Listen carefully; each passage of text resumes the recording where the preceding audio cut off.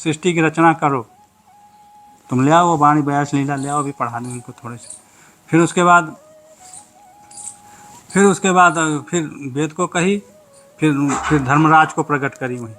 धर्मराज से कही कि जिसके भी तुमको बताया ना, जिसके हृदय में रंच भी भक्ति हो उसको तुम भूल के दंड देने के अधिकारी नहीं हो। पहले साम दाम दंड से उसको समझाओ, समझाने के बाद अगर नहीं समझता है जब वो दंड देने का अधिकारी है।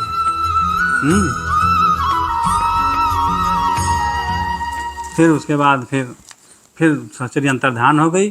फिर नारायण ने फिर चिंतवन किए कि अब सृष्टि की रचना करनी चाहिए। जब चिंतवन किए तो अहंकार प्रकट हुआ। अहंकार मतलब कामना। अहंकार से 3 गुण प्रकट हो गया, सत रज और तम। सतोगुण रजोगुण तमोगुण। सतोगुण रजोगुण तमोगुण से शंकर ब्रह्मा विष्णु प्रकट भये। फिर आज्ञा करे कि अब तुम ब्रह्मा जी से तुम सृष्टि की रचना करो, विष्णु से कहे कि तुम जो है पालन करो, और शंकर जी से बोले समयानुसार संहार करो जैसी जैसी स्थिति हो।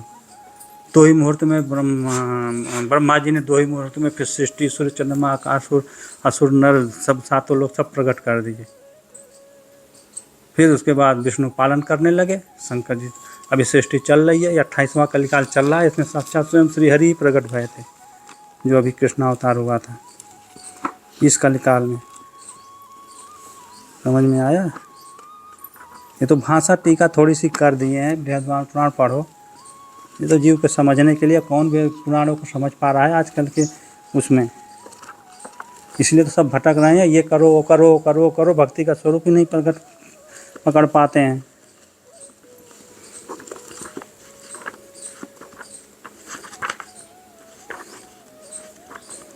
मैं तो नारायण भगवान को अंतिम अवतार समझता था कि यही सभी अवतारों की जननी है और ये अंतिम है हमारा जी। कौन? नारायण। नारायण तो अच्छी सैया में पड़े रहते हैं, उनसे तो उनको तो सृष्टि से भी मतलब नहीं है। जा वो चश्मा दे दे, वो चश्मा दे दे, चश्मा।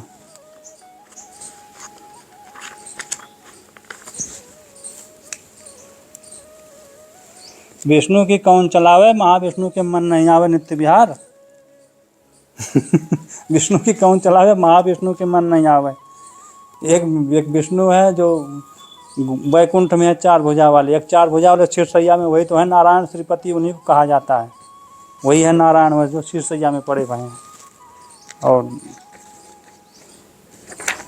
अब उनके भी मन नहीं आता है।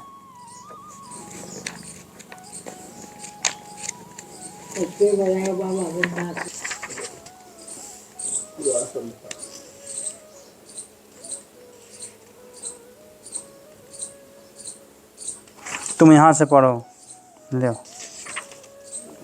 ही पढ़ दो महाराज जी। मेरी तुम वृंदावन की महिमा तुम पढ़ो, पढ़े तो ही होता था ना, ये अर्थ पढ़ ले तुम, वो मत पढ़ो। श्री ब्रह्मा जी से कहा। हाँ तुम ये वृंदावन का स्वरूप अब यहीं से आ जाएगा सब, आगे तो छोड़ो वहाँ तक। वृंदावन की महिमा के बारे में बता रहे महाराज जी। श्री ब्रह्मा जी ने कहा, अब मैं आपको यत् किंचित श्री वृंदावन की महिमा बताता हूँ, जैसे आप श्रवण करें। यह वृंदावन प्रेम धाम है, यहाँ का प्रत्येक रज कण प्रेम स्वरूप है। श्री वृंदावन धाम का प्रत्येक वृक्ष, प्रत्येक लता, तृण व विरुद्ध सभी प्रेम से ओतप्रोत हैं। श्री वृंदावन धाम नित्य धाम है, इसका महाप्रलय में भी विनाश नहीं होता। पढ़ते रहो। विगत कल्प में जब महाप्रलय हुआ, तब पर्वत, वन, आकाश, भूमि, नक्षत्र, गण, सूर्य और चंद्रमा सभी महाप्रलय के जल में लीन हो गए। समस्त सरोवर, सरिताएं और समुद्र महाप्रलय कालीन मेघ से बरसे हुए जल के साथ एकम एक हो गए। उस अपार जल राशि ने तीनों लोकों को और समस्त ब्रह्मांडों को अपने में लीन कर लिया। परम ब्रह्म परमात्मा की अचिंत्य लीला शक्ति के द्वारा ऐसे कोटि कोटि प्रलय एवं उत्पत्तियां निरंतर होती रहती हैं, जैसे रहट की बाल्टियां रहट चक्र में चलती हुई बढ़ती और ढलती रहती है। रहट देखे हो? नहीं, रहट जो पानी का मैंने वीडियो में देखा है। हाँ, बाल्टी में बाल्टी लगी रहती है, कुएं में जाती है, आती है, गिरती रहती है। हाँ, वो लगातार चलती रहती है। भृगु, मैंने देखा प्रलय के उस जलार्णव में लोकपालों के द्वारा रक्षित लोक समूह और उन लोगों के निवासियों का जीवन सब कुछ दृष्टि से ओझल हो गया। वेद के ज्ञान रूपा ऋचाएं उस महान जलार्णव में इधर उधर थपेड़े खाती हुई भूली भटके से उतर रही थी। महाराज जी जो आप बता रहे थे वही है।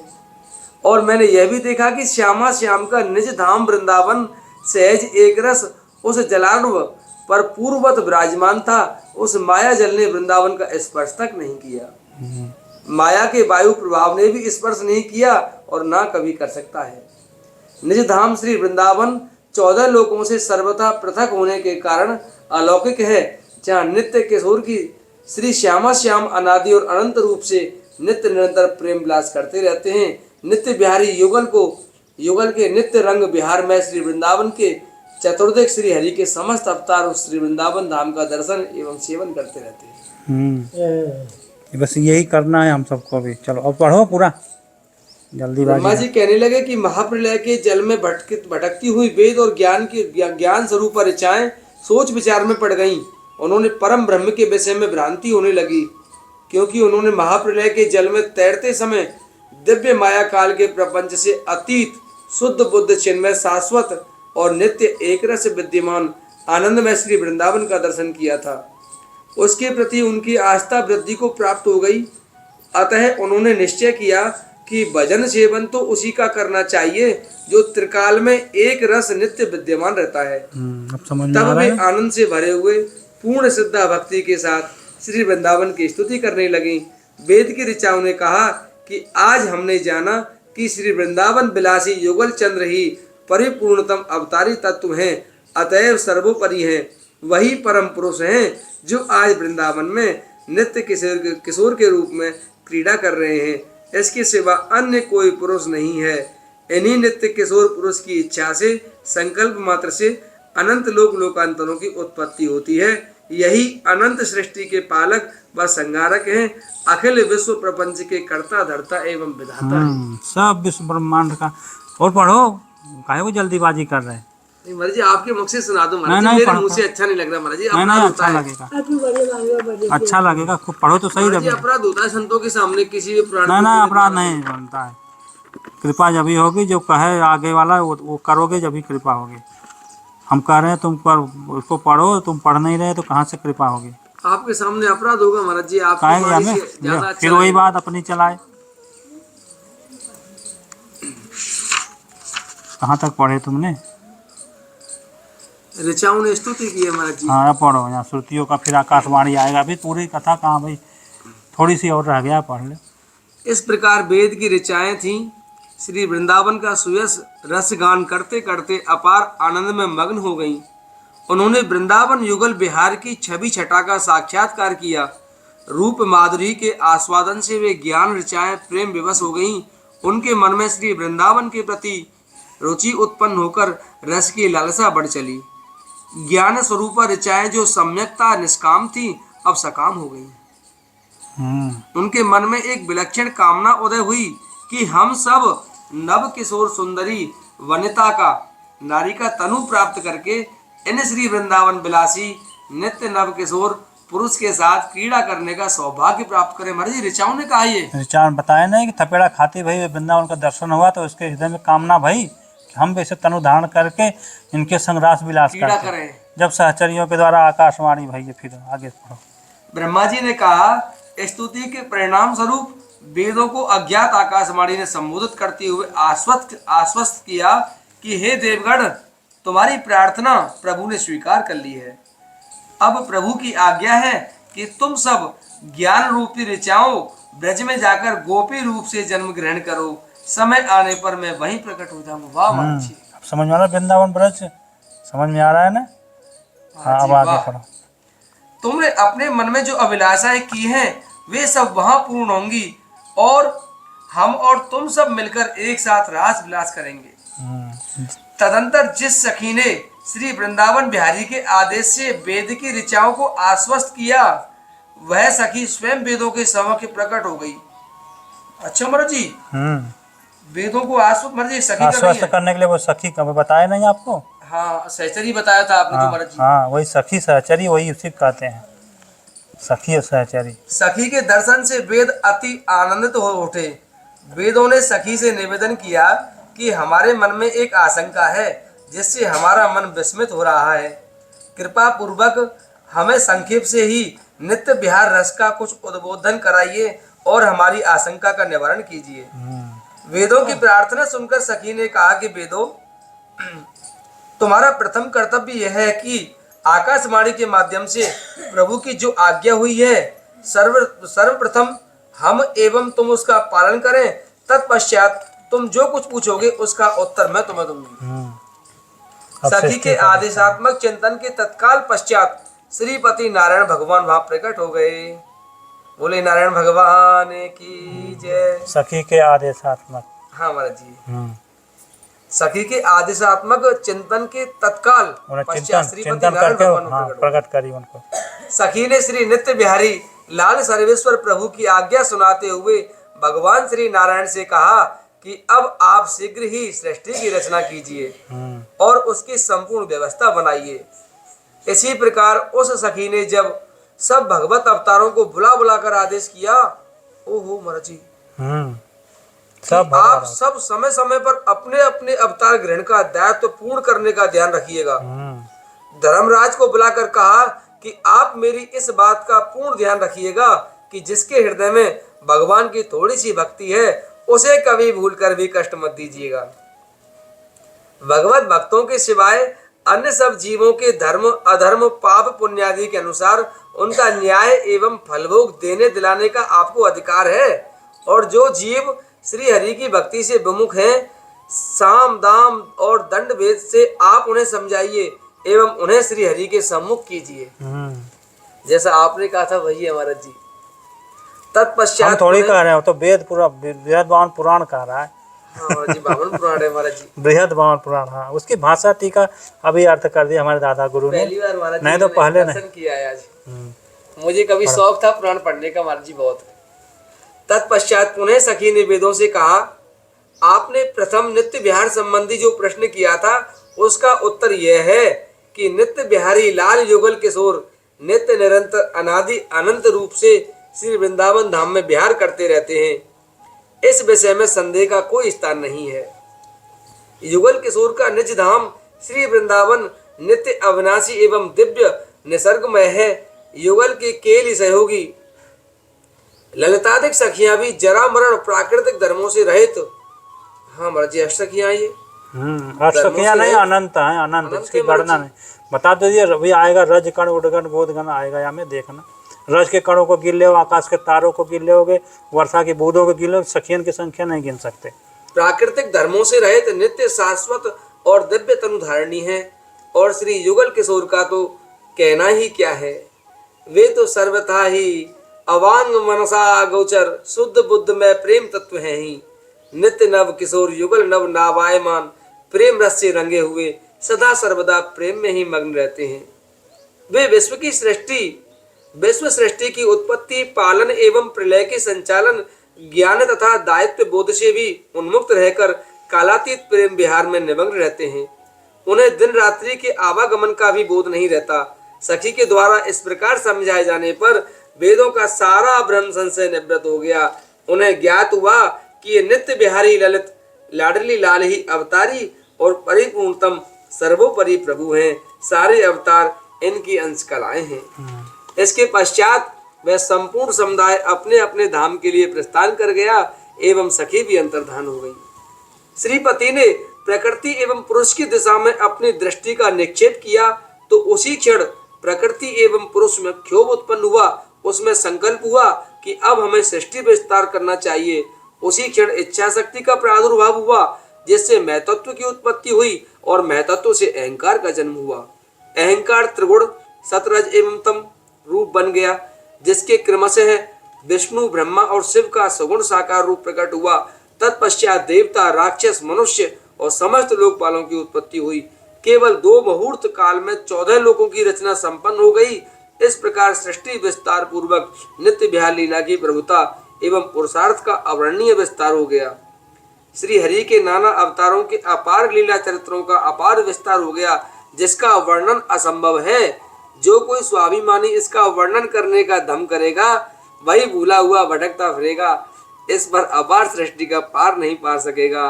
ग्रंथ का उपसंहार करते हुए श्री हित ध्रुवदास जी कहते हैं कि यदि तुम परम शांति चाहते हो तो सब कुछ त्याग कर श्री श्यामा श्याम का भजन करो और मन वचन से प्रीति पूर्वक युगल किशोर का ही सेवन करते रहो। जय जय श्री राधे। वाह महाराज जी। जय श्री राधे। ठीक है, तो अब तो सार समझ में आ रहा है कुछ। आपकी वाणी से जल्दी समझ में आया था, पढ़ने में ध्यान पढ़ने पर केंद्रित रहता है, बोलते समय सुनते फिर समय वही आई ना, फिर यह जो मन है, यह जो एक मन जब हमें लगाओगे जब तो मन तो यहाँ वहाँ भी सोच रहा होगा, बीच बीच में वहाँ भी सोच रहा होगा। आप सरल रूप से समझाते हैं महाराज जी, संत उसका निचोड़ देते हैं। हाँ, हमने जो 6 पन्ने पढ़े महाराज जी, उसका निचोड़ आप कम शब्दों में देते हैं। ये एक बार भृगु, ब्रह्मा जी के पुत्र भृगु हैं। भृगु जी ने देखे कि सब तो इनका भजन करते हैं ब्रह्मा जी का, और लेकिन ये किसका ध्यान भजन करते हैं, 60,000 वर्ष तक तपस्या किए थे ना, ये किसका ध्यान भजन करते हैं। तो भृगु जी ने साष्टांग दंडवत प्रणाम करके जा करके बोले, पितामह सब तो आपका भजन करते हैं, आप किसका ध्यान भजन करते हैं। तब वही कहते हैं, सुनो पुत्र समझी न तय, रहो भूल ब्रह्म ज्ञान। अभी तुम ब्रह्म ज्ञान में भूले भटक रहे हो, अभी तुमने ब्रज के रंग रसाल को नहीं जाना है। तब वो ब्रज और वृंदावन का स्वरूप को फिर वही ये ब्रह्मा जी बता रहे हैं भृगु को, अपने पुत्र को, वह कथा।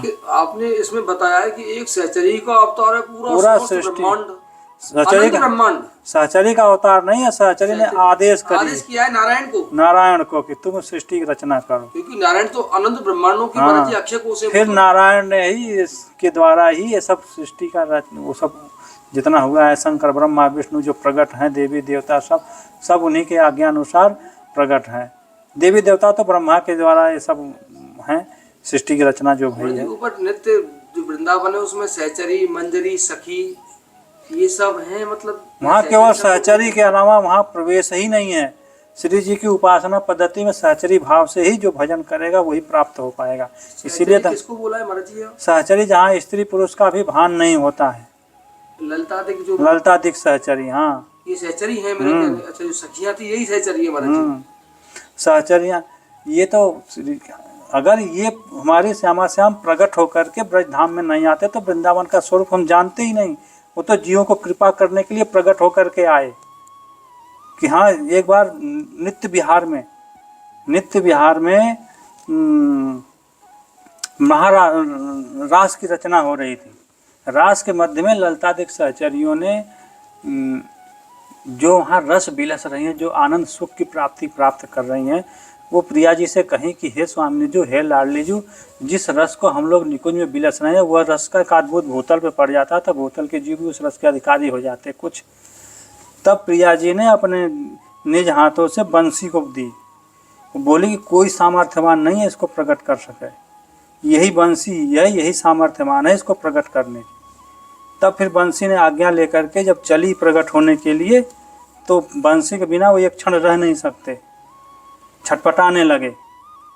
तब आधा तीन को हित बंसी ते हित में त्रिविध एक बपुधारे, उसी बंसी में श्यामा श्याम भी समाहित हो गए। तीनों एक होकर के बाद ग्राम में प्रकट हो गए। उसी का नाम श्री हित हरिवंश है।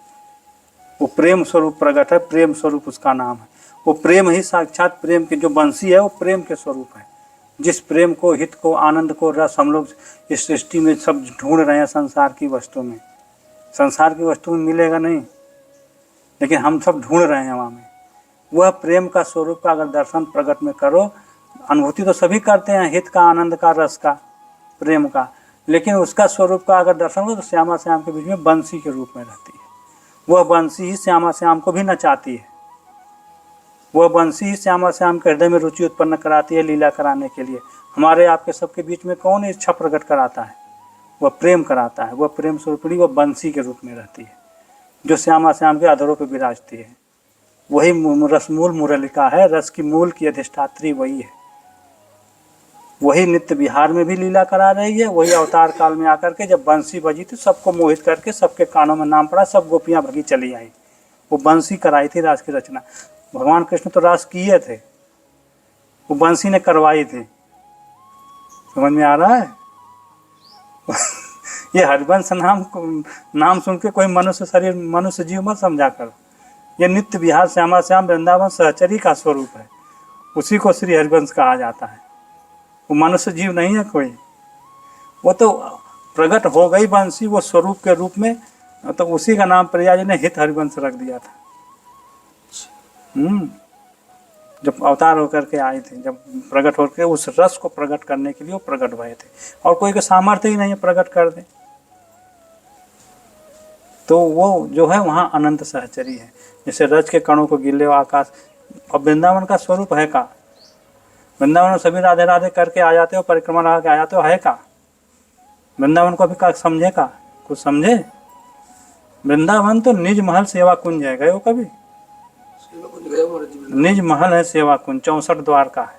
द्वार द्वार पर सहचरी छड़ी लेकर के खड़ी है, कोई अंदर प्रवेश नहीं कर सकता है। 64 द्वार का है। उसके बाहर एक घेरा है जो 8 द्वारी का है, फिर बाहर एक और घेरा है 4 द्वारी का है। सब द्वार द्वार पर सहचरी, रत्नों से मणियों से जटित भूमि है।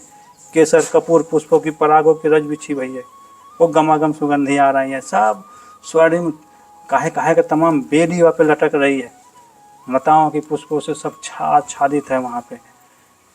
अब वो तो हो गया निज महल श्यामा श्याम का, सैया वहीं लगता है। उनकी सेवा में कितने 8 सहचरी होती है। वो 8 सहचरी किसके इशारे पे सेवा करती है? वही बंसी जो बीच में रहती है, उसी के इशारे पे, उसी के पीछे 8 सहचरी इशारे पे सेवा करती हैं। फिर इसी प्रकार से उस निज महल के चारों तरफ 8 सहचरियों का कुंज है, समझ रहे? निज महल के चारों तरफ 8 सहचरियों का कुंज है, क्योंकि श्यामा श्याम के पीछे 8 सहचरी सेवा में रहती हैं। फिर एक एक सहचरी के पीछे 8 सहचरी होती हैं। जितने हो गए फिर उनके पीछे एक एक के पीछे 8, फिर जितने हो गए उनके पीछे 8। इसी प्रकार से एक एक के पीछे 8 के पीछे अनंत सहचरी, उनकी कोई गणना नहीं कर सकता है। ये वृंदावन का स्वरूप है। फिर उसके बाहर जमुना जी चारों तरफ से परिवेष्टित है, रत्नों से मणियों से जटित घाट है, सीढ़ियाँ हैं। उस सीढ़ियों पे फिर वहाँ में लताएं फलों फूलों से सब छा रही हैं। वहाँ मोर पिक सुख हम निरंतर गान करते ही रहते हैं। फिर उन सीढ़ियों के ऊपर अनंत कुंज है विहार करने के लिए, 1-2 कुंज नहीं है, अनंत कुंज है। अनंत कुंजों में नित्य नवनवाय लीलाएं हो रही है, नव नित्य नए नए लीला, कोई पुराना नहीं। ये तो कुछ सोच सकते हो, वहाँ तक बुद्धि दौड़ाओ। अनंत कुंज है, उस कुंजन में नित्य नए नए विहार हो रहा है, अनंत नए नए स्वरूप है उस कुंजों का। वहाँ में जो है मंगला से लेके शयन करा करके बीच बीच में वन विहार होता है। मंगला के बाद श्यामा श्याम वहाँ नहीं रहते मंदिर में, वो वन विहार के लिए वो कुंजन कुंजन में चले जाते हैं। वन की कुंजन कुंजन डोलन निकसत निपट सांकरी बीथिन परसत नाहि निचोलन, ऐसा स्वरूप है वृंदावन का। फिर वहाँ में जो है फिर अष्टयाम सेवा सहचरी कैसे करती हैं, मंगला से लेकर शयन तक। अब इसको तो फिर देखना पीछे कैसे होता है श्यामा श्याम का नित्य। अब प्रगट में तो अष्टयाम सेवा हो रही है यहाँ पे, कौन समझ पा रहा है? जो जो जो इतना रमा हुआ होगा वही समझ पाता होगा अष्टयाम सेवा कैसे होती है।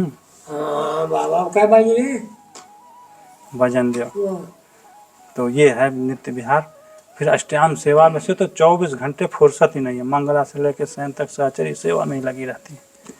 मंगला हो गया, फिर वन विहार हो गया, वन विहार स्नान कुंज में जाएंगे, स्नान कराएंगे। फिर स्नान कुंज की क्या शोभा है, फिर वहाँ पे दोनों को एक जगह स्नान हो जाए, विराजमान की आरती करेंगे, श्रृंगार आरती। फिर वन विहार के लिए कुंजन में जाएंगे, फिर देखेंगे कि फिर गरमाई राजभोग का समय राजभोज कुंज में ले जाएंगे, वहाँ पे विराजमान करके उनको भोग लगा के शयन कराएंगे। सैया विहार होगा, फिर उत्थापन का समय होगा, उत्थापन करा करके फिर वन विहार के लिए जाएंगे, लीला करेंगे तमाम प्रकार की। फिर संध्या का समय आ जाएगा, संध्या कुंज में ले जाकर संध्या भोग रखेंगे, संध्या भोग रख करके फिर उसके बाद आरती करके फिर रास मंडल पे निकल जाएंगे। रास का समय होता है संध्या आरती के पीछे, फिर रास कराएंगे। रास कराते कराते प्रिया जी थक जाएंगे, फिर ले जाएंगे कहाँ? निज महल में। कहाँ? वही सेवा कुंज निज महल में। फिर उनको वहाँ पे वहाँ पे भोग लगा करके सिंहासन पे, फिर भोग लगाते लगाते ही निद्रा प्रिया जी लुढ़क जाती है लाल जी के कंधे पे। फिर तुरंत लाल जी सहचरी चित्र सारी में ले जाएंगे। चित्र सारी में फिर वहाँ उनको सैया लगी रहती है, दुग्ध से फेन, दुग्ध के फेन से भी सुकोमल, ऐसे ऐसे वहाँ सैया पे फिर उनको शयन कराती हैं। फिर वहाँ लाल जी चरण सेवा करते हैं। सहचरियाँ ओट में से, ओटन लताओं के ओट में से दर्शन करती हैं। यह है निज महल की। फिर उसके बाद फिर रात्रि भर सैया विहार होगा, फिर मंगला का समय हो जाएगा। सहचरियाँ 3 बजे रात्रि में ही उठ करके जाएंगी, सब अपने अपने जमुना जी स्नान करेंगी। स्नान करके फिर अपने अपने कुंजन में आएंगी, श्रृंगार करके नक्सिक तक। फिर जाएंगी कहाँ, सजनी का कुंज है, बड़ा रासमंडल वृंदावन में। फिर सजनी के पीछे पीछे जाएंगे। जागो मोहन प्यारी सी राधा, ठाड़ी सखी दरस के कारण, दीजे कुंवर जो हो न बाधा। हे स्वामी जो, हे लाडली जो, अगर आपको कोई बाधा नहीं हो रही है तो हम सहचरियाँ आपके दर्शन के लिए ठाड़ी हैं, हम सबको दर्शन दो। मधुर मधुर राग सारंगी मृदंग सब बजता है वहाँ पे, वो बजता है, बजा बजा के उनको जगाती हैं। फिर वो उठ के बैठ जाते हैं, फिर सो जाते हैं। फिर उठ के बैठते हैं, फिर उनको सिंहासन पे बिठा के सहचरी फिर उनको जो है मुख प्रक्षालन करके भोग लगा करके मंगला आरती करते हैं। निरखे आरती मंगल भोर, मंगल श्यामा श्याम किशोर, मंगल श्री वृंदावन धाम, मंगल कुंज महलाभिराम, सब कुछ मंगल ही मंगल। फिर वन विहार के लिए निकल जाए। यही 24 घंटे अष्टयाम सेवा है। फिर मंगला के बाद फिर वन विहार, फिर वही फिर आएंगे, फिर स्नान कुंज में, फिर श्रृंगार, फिर यही सब चलते राजभोग। फिर 24 घंटे फुर्सत ही नहीं मन को और जाने का कहीं, तो और कहाँ मन लगा लेगा वो? देवी देवताओं में मन लगेगा। फिर जब यहाँ में मन रमेगा तब कहीं मन लगाने कहीं जगह है, फुर्सत है? फिर है कोई। तो इसीलिए कहते हैं मन एक ही जगह लग सकता, न जगह लगाओगे वहाँ सुख मिलेगा ही नहीं। एक मन जो होता है श्याम संग। चलो ठीक है, ठीक है, आनंद लो, रस करो। श्री जी के धाम में हो, श्री जी के धाम में अभी कोई बिरला रसिक संत मिलेंगे जब ये सब स्वरूप को बताएंगे। और तो सब जो सब में लगा हुआ है तो वो सब एक ही मान लेता है, वही तो है, वही तो ऐसे कह देते हैं, सब वहीं जाएंगे। राधे श्याम। अब राम जी का भजन करो, साकेत धाम।